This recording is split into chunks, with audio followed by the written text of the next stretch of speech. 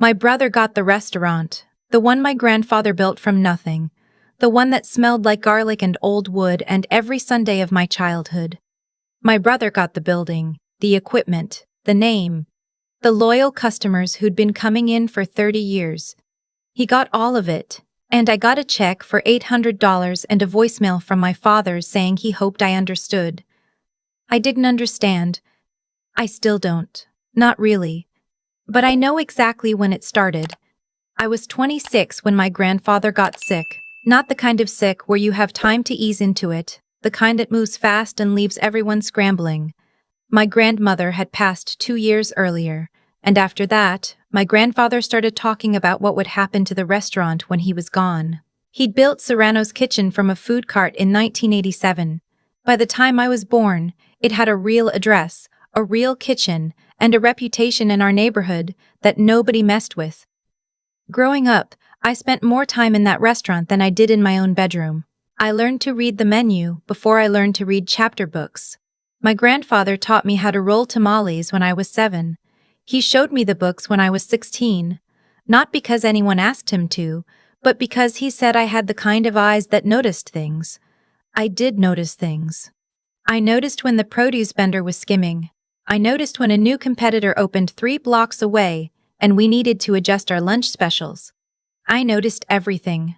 My brother noticed football and his friends and girls from his high school, and that was about it. But he was the son. And in my family, that still meant something it shouldn't have. My father never said it out loud. He didn't have to. It was in the way he talked about my brother's potential at every holiday dinner, the way he referred to my restaurant work as me helping out. Even after I'd spent 5 years managing vendors, scheduling staff, and redesigning the menu twice. My work was nice. My brother's work, what little he did, was important. My grandfather saw me though, he really did. When it was just the two of us closing up on Thursday nights, he'd say things like, "You're the one who understands this place." He said it like he meant it. I believed him. That's why, when my father called and said we needed a family meeting, I didn't think much of it. My grandfather had been in and out of the hospital. There were decisions to make. I drove 40 minutes to my parents' house thinking we were going to talk about medical care, about the restaurant's immediate needs, maybe about updating some paperwork. What I walked into was a table with 8 people sitting around it and a document already printed and waiting in front of an empty chair. My father sat at the head of the table. My brother sat to his right. My mother sat very still with her hands folded like she was waiting for church to start. My uncle was there, and 2 of my father's cousins, and our family's longtime attorney, Mr. Beretta, who had known me since I was 4 years old and couldn't meet my eyes. Nobody said, "Hi, how was the drive?" My father said, "Sit down. We've made a decision about your grandfather's estate."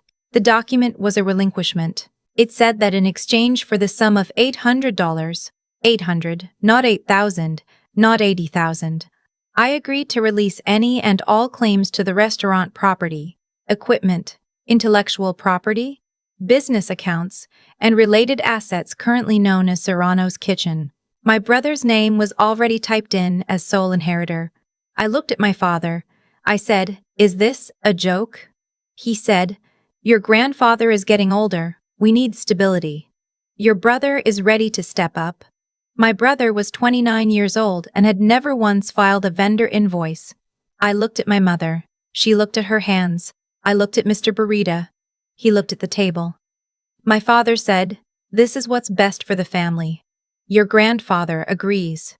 I said, "Then I want to hear him say it." My father said my grandfather was resting and couldn't be disturbed. I found out later, much later, that he was at the hospital that afternoon and had no idea this meeting was happening. The decision had been made for him, the way decisions get made for old men when the people around them are more interested in what they're leaving behind than in what they actually want. I didn't sign that day. I got up and left.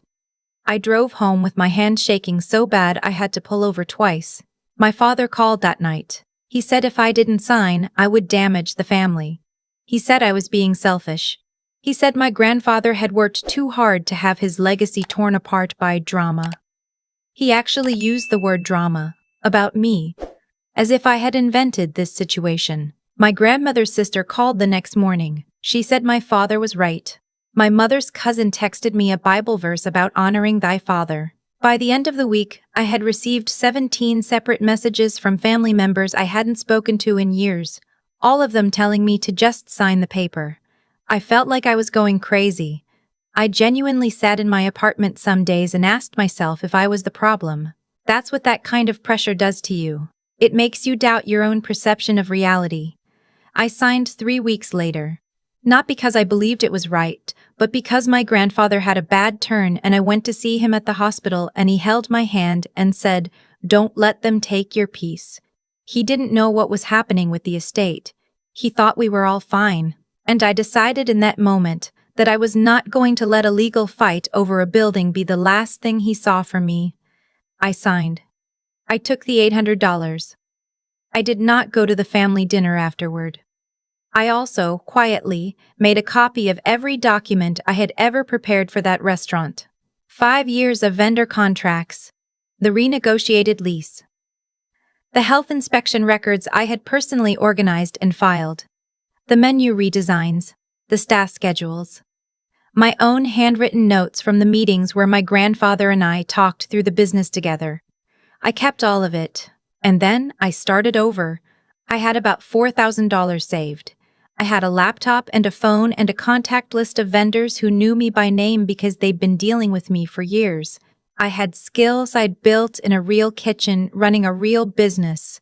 And I had something that's hard to explain but easy to feel. I knew exactly what I was doing, and I'd known for years. I started as a personal chef, dinner parties, private events, weekly meal prep for a few families in a nicer part of the city. It was humbling. I'm not going to pretend it wasn't. There were nights I drove home at 11 p.m. after cleaning someone else's kitchen and ate cereal standing over my own sink because I was too tired to cook for myself. There were mornings I checked my bank account before I got out of bed, just to confirm I could still make rent. But I also kept a notebook. Every client I worked for, every menu I designed, every dietary restriction I navigated, every event that went smoothly and every one that didn't. I wrote down what I learned. I wrote down what I would do differently. I wrote down ideas for dishes, for concepts, for the kind of place I would open someday if I ever had the chance. 14 months after I signed that relinquishment, I found the space. It was a closed sandwich shop in a neighborhood that was starting to change, the kind of block where 2 new coffee places had just opened, and a yoga studio had moved in, where a laundromat used to be. The rent was high for what it was, but I could see what it could become. I talked to the landlord for 2 weeks straight. I brought him a business plan I'd written at my kitchen table at 2 in the morning. He signed a lease with me on a Tuesday. I named it Paloma. I did most of the build-out myself, or with help from 2 friends who believed in me when not many people did. I painted the walls. I refinished the floor. I called in every contact I had. One of my former catering clients was a commercial kitchen equipment dealer and helped me source a used range that worked beautifully. The vendor I'd worked with for years at my grandfather's restaurant agreed to work with me at Paloma before I'd served a single customer. We opened on a Thursday. I didn't tell my family. The first month was slow. The second month was less slow. By the 4th month, a local food writer came in on her own and wrote a piece about us. She described the food as rooted and honest, which is exactly what I wanted someone to say.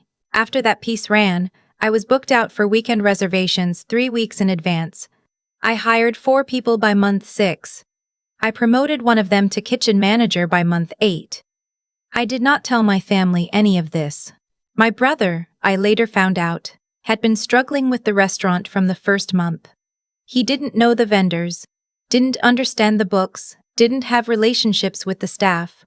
3 of our longest tenured employees quit within the first 2 months of his ownership. He raised prices without adjusting portion sizes, and the regulars noticed.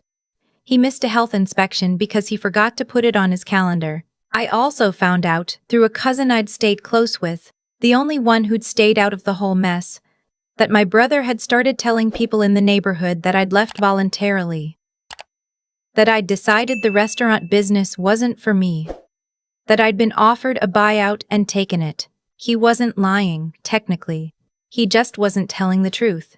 Then he went further. He started calling people I'd worked for. Two of my former catering clients told me they'd received calls from someone claiming to be family of mine, suggesting that I had a history of professional disputes, that I wasn't reliable, that they should think carefully before referring me. One of them called me directly to let me know. She was furious on my behalf. I wasn't furious. I was very, very calm. That calm is hard to explain. I think it comes from a certain point you reach when you've already lost the thing that was supposed to hurt most, and you survived it, and you built something new with your own hands. And now someone is trying to do it again. At some point, the anger runs out, and what's left is just clarity. I called an attorney named Ms. Whitfield, a woman I'd been referred to by one of my first catering clients, a woman who did not mess around.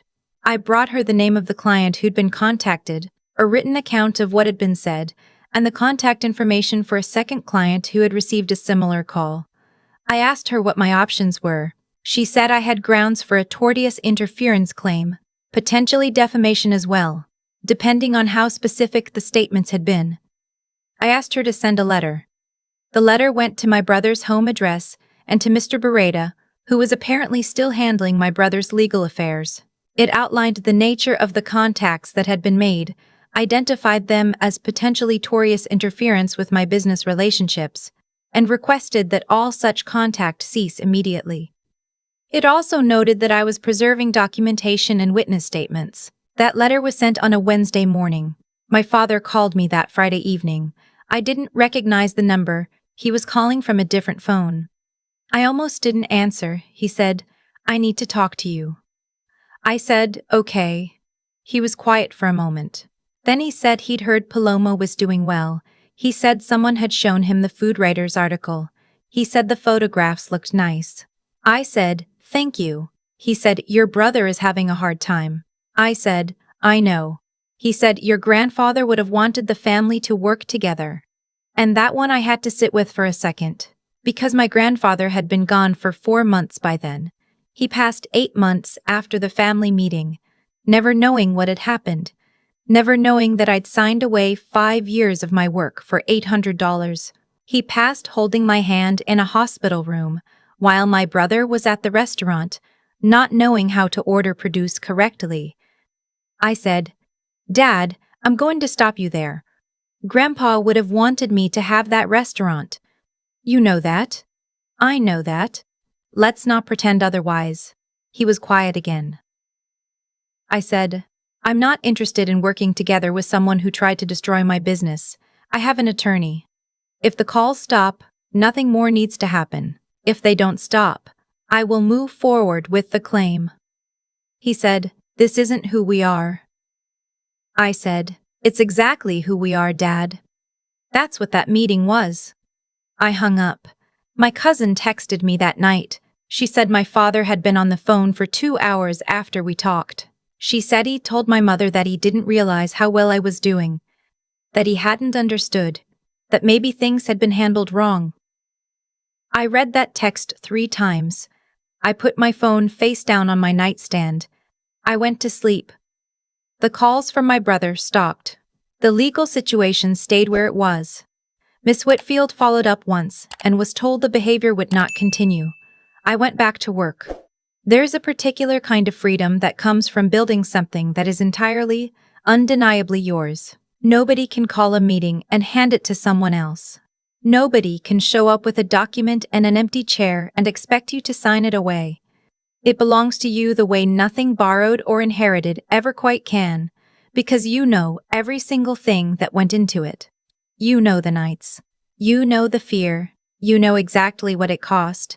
Paloma turned 2 years old in the spring. We did a dinner for the neighborhood, walk-in only, smaller menu, prices we could keep low because we wanted everyone to be able to come. The line was down the block by 6:30. I stood in the kitchen and watched the dining room through the pass, and I thought about my grandfather. I thought about Thursday nights closing up, the two of us counting the drawer together, him telling me I had the kind of eyes that noticed things. "I think you would have liked it here," I think he would have recognized what it was. I still have that check for $800. I never cashed it. It's in a drawer in my office at Paloma, folded in half underneath the original signed lease. I keep it there to remember what I'm worth, and what I always was, even when no one in my family could see it.